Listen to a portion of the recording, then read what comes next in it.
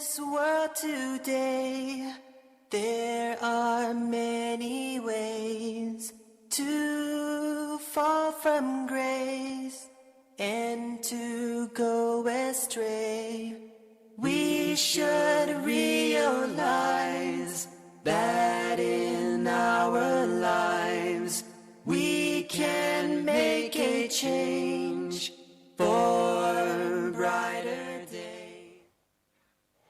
Bismillah ar-Rahman ar-Rahim. In the name of Allah, the most merciful, the most compassionate, I greet you, all the viewers and all the audience, with the greeting of peace. Assalamu alaikum wa rahmatullahi wa barakatuhu. Peace be unto all of you. Still we are talking about the same topic, which is two options, because two options is related to something very close to our life. We said in the beginning that all human beings go through chain of tests on daily basis, even on hourly basis, until we die and we meet Almighty Allah, because this is the way to differentiate between the good one and the bad one. So we confront lots of tests and tribulations in our life. Today, the example that I'm going to talk about is our forefather, the father of all humans. I'm going to talk about Adam and his wife Eve, Hawa. Today, we will see that the first human being was tested by Almighty Allah with a very, very tough test.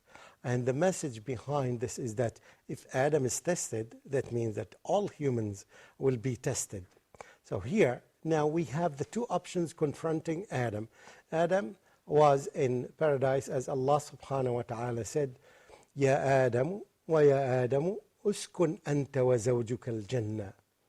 O Adam, you and your wife live in paradise and eat fakula min haythu shi'tuma, and eat whatever you want. Everything in paradise is halal for you.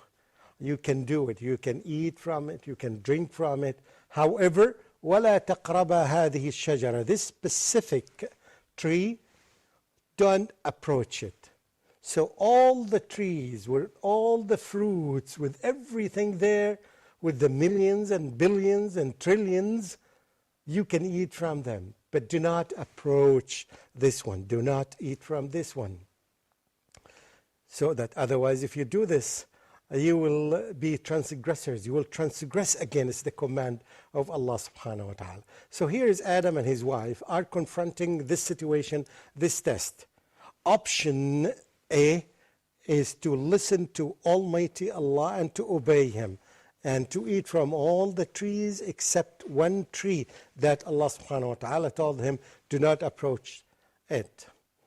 And the other option is to disobey Allah, and this is option number B, and to eat from it. So to disobey Almighty Allah. So here, this is option B.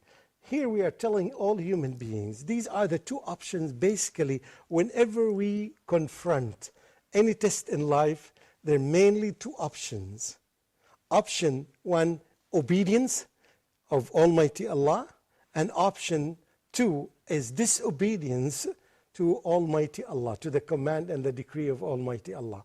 This disobedience may take, as I said, different forms, and maybe option B or option 2, 1, 2, 2, 3, 2, 4, 2, 5. It's endless because it takes different forms. But anyway, all these options are categorized under one option, are grouped under one option, which is option B, which mainly is disobedience to Almighty Allah, versus this option number 1, which is mainly falls under the obedience of Almighty Allah.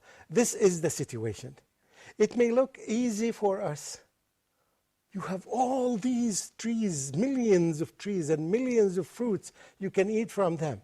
But don't approach this one. So anyone theoretically may say, yes, I can do that. But this was not true.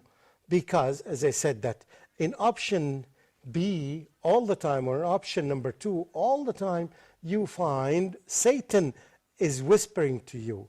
The jinns are whispering too, and it takes two forms. It's whether the jinns are jinns like Satan or human beings. They can whisper to you, why don't you try this? Why don't you do this? Why this tree in particular? Until Satan tempts you. And this is exactly what happened to Adam alayhi salam. And let's remember now, see that, and this tells us a very good message here. We have to understand it. Even if you own the whole world, you will still need something more and more and more. It never stops.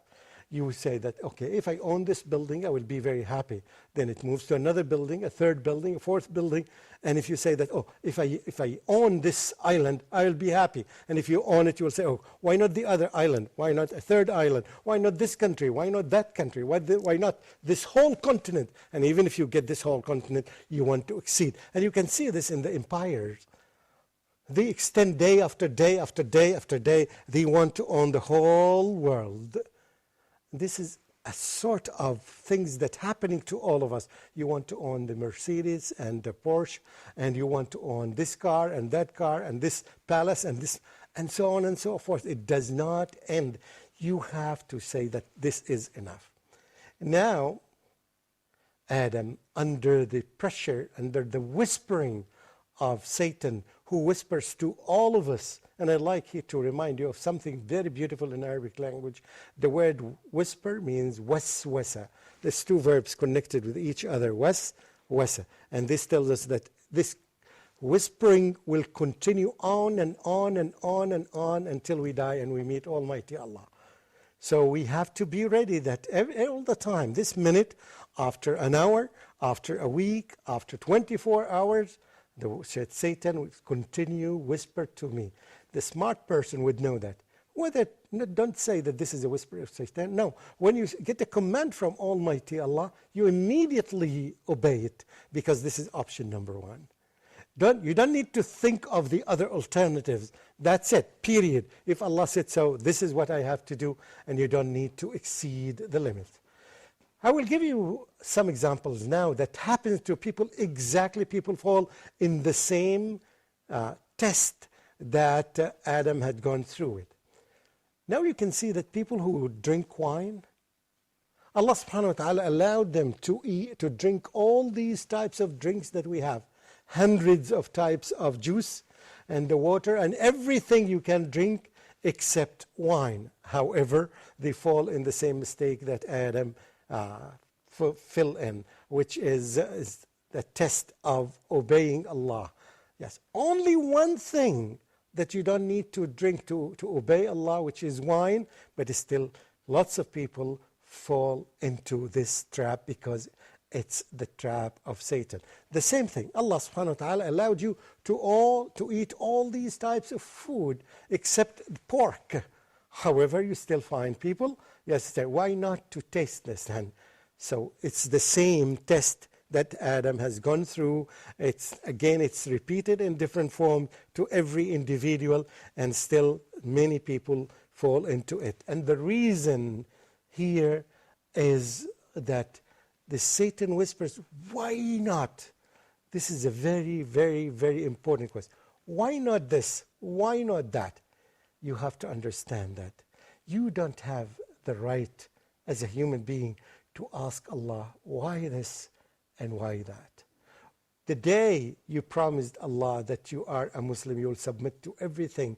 The day that you said, La ilaha illallah, you told Allah, you are the Almighty.